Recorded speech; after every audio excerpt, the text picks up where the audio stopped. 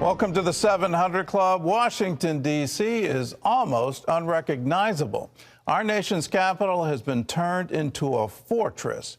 Tens of thousands of National Guard troops are on hand to secure President-elect Biden's inauguration. All across the country, state capitals are also preparing for possible violent protests. What's being done to prevent insider attacks? Well, Charlene Aaron brings us our coverage. As the nation prepares for President-elect Joe Biden's inauguration, security is unprecedented, with a military force 5 times larger than that in Iraq and Afghanistan.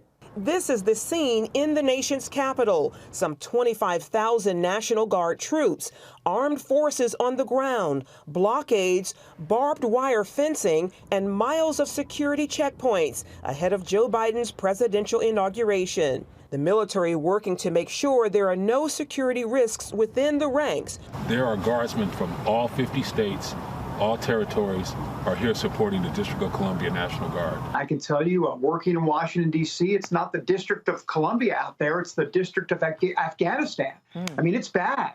I mean, it is hard to get anywhere in D.C., anywhere close to the Capitol or the White House, and I've never quite seen anything like this. Commanders are going over every aspect of the security lockdown, including vetting thousands of troops in D.C. amid concerns of an insider attack. It's just another layer, and then a layer on top of that, just to be absolutely certain.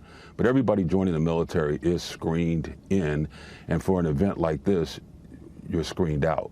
So every guardsman takes an oath, and it's to defend the Constitution from enemies foreign and domestic.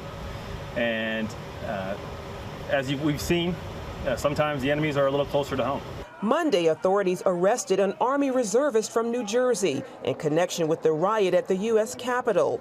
Timothy Hale Cusinelli reportedly admitted to entering the Capitol as part of the insurrection.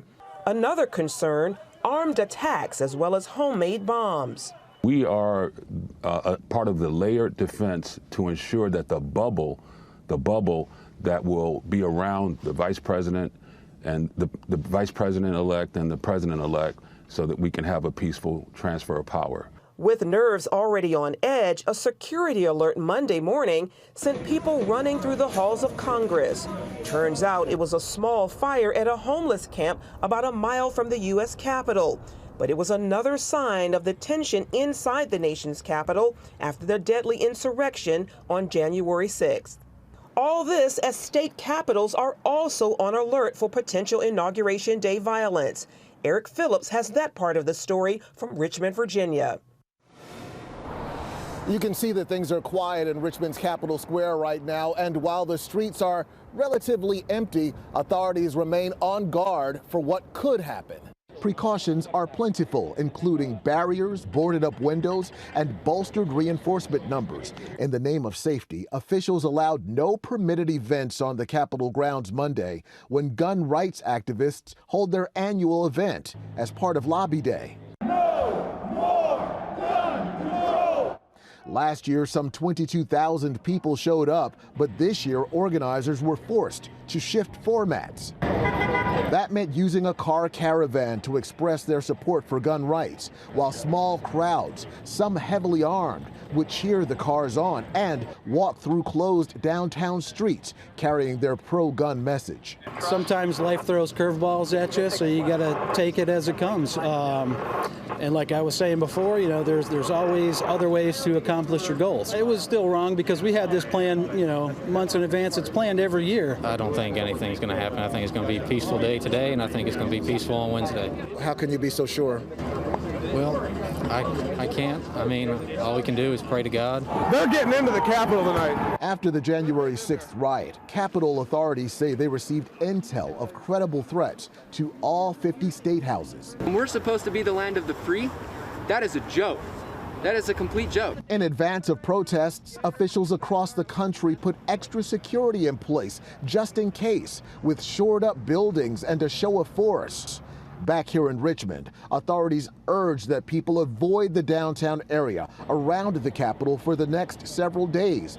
One woman who says she's a native of another country offers her a strong word of advice. Stop the violence. It's not good for you because I'm coming in another country. That's why violence and protesting. That's what's running our country. Stop violence.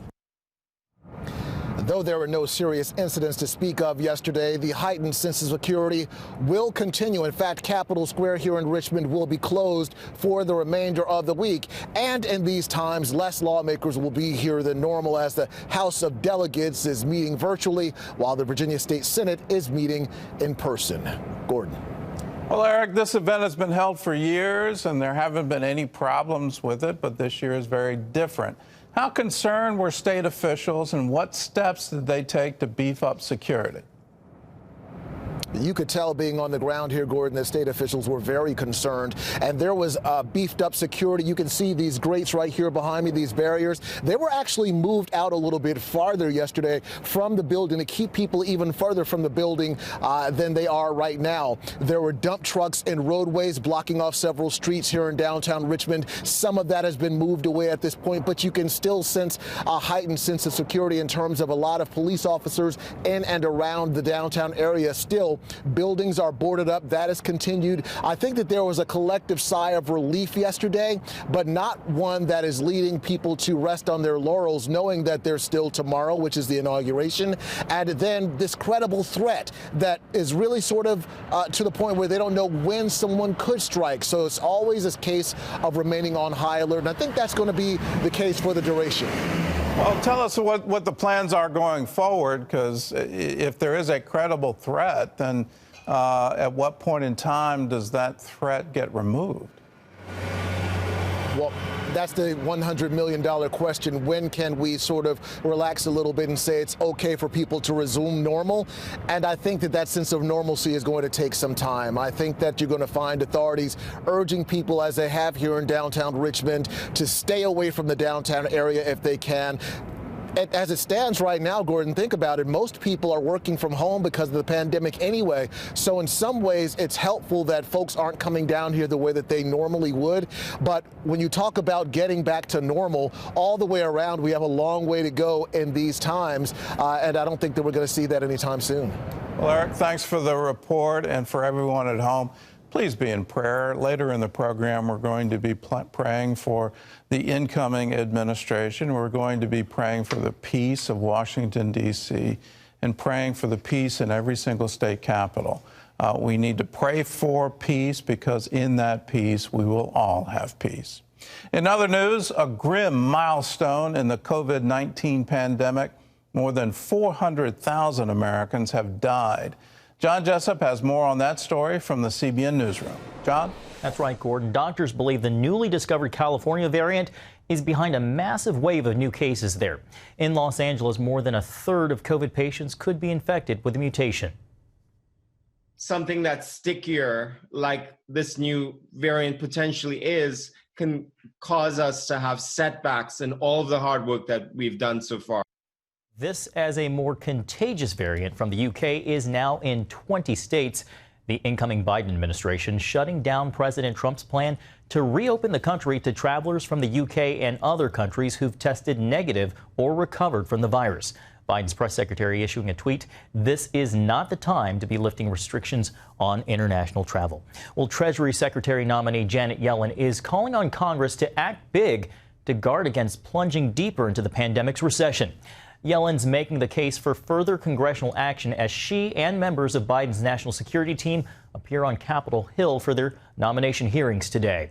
The Senate is set to confirm Biden's nominees for the Departments of State, Defense, Homeland Security, and the Director of National Intelligence, all expected to win majority approval.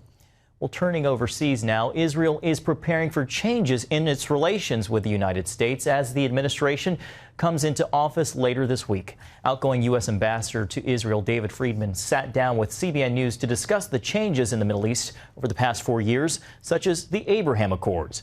Friedman said the Trump administration made history because it approached the relationship with Israel from a different perspective. What I think I'm most proud of is that our administration really extended to Israel not just the courtesy, but the right to really to self-determination, to really decide for themselves how to govern. And I hope that courtesy continues to be extended, because That's where I think we really made a difference. Now, of course, that was manifested in all kinds of incredible things, from recognizing Jerusalem as the capital, recognizing sovereignty over the Golan Heights. Friedman also warned the incoming Biden administration that re-entering the Iranian nuclear deal would increase the danger to Israel and the region. You can see more of Friedman's interview later this week on the 700 Club and on this week's Jerusalem Dateline. Gordon? Well, congratulations to Ambassador Friedman. He was the architect of a lot of these policies. He's been one of the best ambassadors to Israel, I think, in U.S. history. So congratulations to him, and his hard work has really paid off. Jerusalem is now recognized as the capital of Israel. He was successful in transferring, not building a new ambassador of residence in Jerusalem, but transferring to the consulate. That saved you and me a whole lot of tax dollars, and he was the architect of that.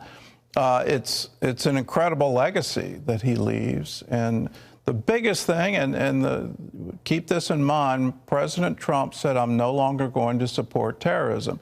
I'm not going to fund the UN Relief Works Agency, UNRWA.